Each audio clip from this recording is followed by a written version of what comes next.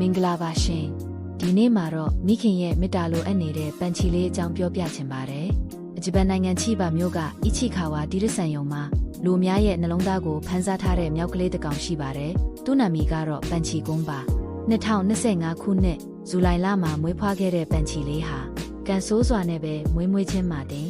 မိခင်ရဲ့ငင်းပယ်ဆွန့်ပစ်ခြင်းကိုခံခဲ့ရပါတယ်အသက်6လသားအရွယ်သားရှိသေးတဲ့ဒီမြောက်ကလေးဟာ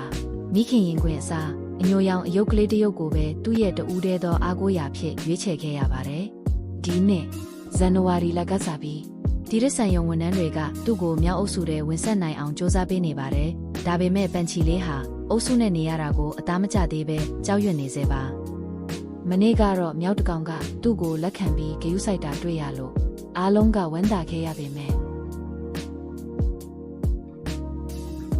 ဒီနေ့မှာတော့သူပြန်ပြီးအထီးကျန်နေပြန်ပါပြီအယုတ်ကလေးကိုပဲဖတ်တွယ်ပြီးအားတင်းထားရတဲ့ပန်ချီလေးအတွက်အားလုံးကဆူတောင်းပေးကြပါဦးနော်